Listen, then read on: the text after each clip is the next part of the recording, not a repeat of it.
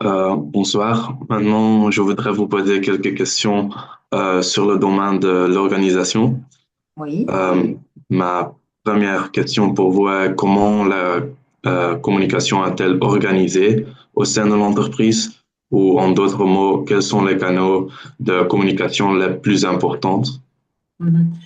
Donc, AXA, en tant que tel, a un département communication, hein, avec des sujets bien spécifiques, hein. Quels sont ces sujets? Ben, il y a tout ce qui tourne autour du branding, hein, donc le logo AXA et ce qu'il y a là derrière, naturellement, et tous les médias, hein. Donc, voilà, il y a un service qui est en relation avec la presse, qu'elle soit la presse écrite ou la presse orale. Il y a un autre service de communication qui a pris beaucoup d'importance ces dernières années, c'est tout ce qui concerne le reputation management et le sustainability, hein, que ce soit au niveau des produits financiers, mais aussi, par exemple, quand on a connu les grandes inondations dans le sud, ben voilà, ce sont des points qui sont alors aussi suivis au niveau de ce département-là.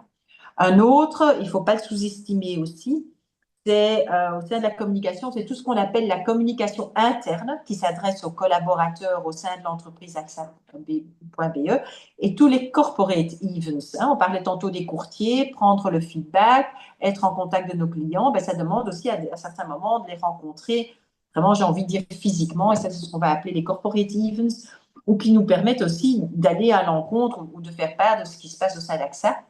Et alors, la dernière partie, c'est tout ce qui est lié en direct avec le press relation. Donc, ça, c'est vraiment euh, une direction assez importante au sein d'AXA, sous 4 rubriques qui voilà, soutient tout ce qui concerne la communication. Et vous vous en doutez, une communication, ben, elle est supportée ou bien par de l'écrit, hein, où on va voilà, faire des articles on va participer à des articles de presse, où on va communiquer en interne vers nos collaborateurs. L'autre voie, c'est l'oral, hein. Il y a des fois où notre CEO, Étienne Boisse, ben, se fait interviewer. Voilà, alors il y a une communication qui se fait via l'oral. Ok, merci, c'est clair. Ma deuxième question pour vous est comment le flux de communication se déroule?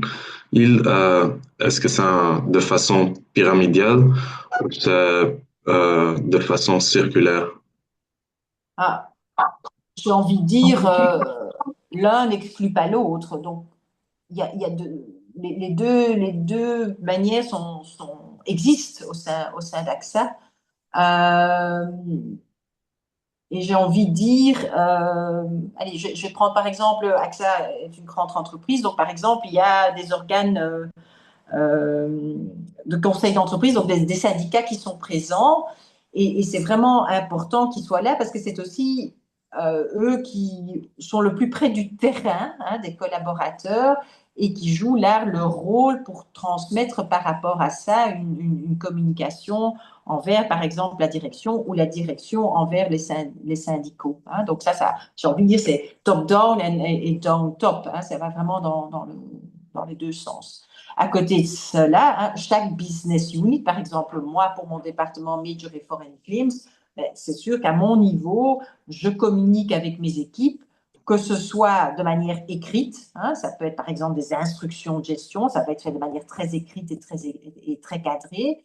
Mais à côté de ça, je vais aussi faire des roadshows, hein, donc on rassemble toutes les équipes, par exemple au sein d'un auditorium, et je vais partager les objectifs à atteindre cette année, je vais partager nos résultats, je vais faire part de nos succès. Donc là, on est vraiment, voilà, je m'adresse en oral vis-à-vis vis-à-vis des collaborateurs qui travaillent dans mon département. Mais on a aussi des outils de communication, hein. Par exemple, à disposition de tous les collaborateurs, il y a ce qu'on appelle ça s'appelle le POP, hein, c'est le nom qui est donné à cet organe, et ça permet d'écrire des articles sur la vie au sein de l'entreprise, que ce soit des gros projets, que ce soit des annonces au niveau ressources humaines, que ce soit des succès vécus au niveau de la maison. Par exemple, cet été, vous savez, il y a eu les Jeux Olympiques. Vous savez que Nafi Thiam, ben, quelque part, représente aussi AXA, hein, ou les valeurs d'AXA. Eh bien, pendant l'été, on a eu beaucoup de communication autour de la fille. On a eu l'occasion même de la suivre lorsqu'elle a fait ses sauts ou lorsqu'elle a couru. Donc voilà, ça c'est un genre de communication qui est partagé aussi au niveau interne. Donc, C'est chouette. différents types de flux de communication. Et comme je l'ai dit, l'un n'exclut absolument pas l'autre. Et ça permet de faire vivre une société comme AXA sur ces différents niveaux aussi. Mhm. Voilà. Ok, merci. Et Euh, peut-être ajouter, ben, je l'ai dit là tantôt déjà, au niveau externe, ben voilà, je crois que le mieux, c'est nos fameuses pages web, hein, notre site axa.be où le client final peut retrouver plein d'infos, quoi, hein. C'est une forme de communication, naturellement. ok, merci. Maintenant, je passe le mot à Driss. D'accord. Finalement, j'ai aussi deux questions pour vous. Euh, Oui.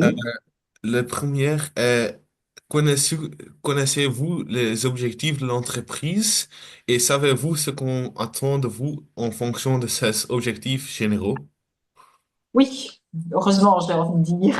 Et voilà, c'est ce que je disais là tantôt à votre collègue également, c'est que ben, début d'année, il y a des objectifs qui sont définis et que même moi, je partage avec mes équipes. Donc, si vous devez savoir que la stratégie, que ce soit au niveau groupe, mais aussi au niveau des différentes entités, une stratégie, ça se définit sur différentes années. Et puis, par rapport à cette stratégie à atteindre, hein, ici, on est déjà en train de travailler sur notre stratégie 2027-2029.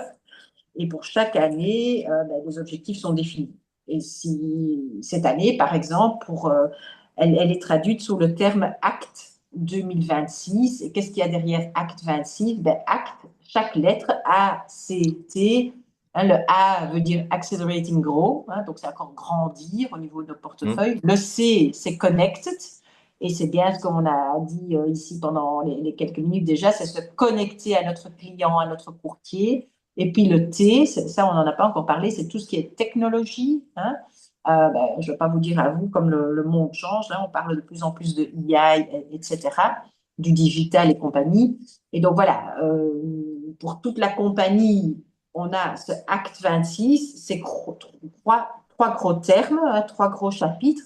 Et derrière chaque chapitre, chaque business unit va aller définir ses propres objectifs euh, liés à son propre métier. Voilà.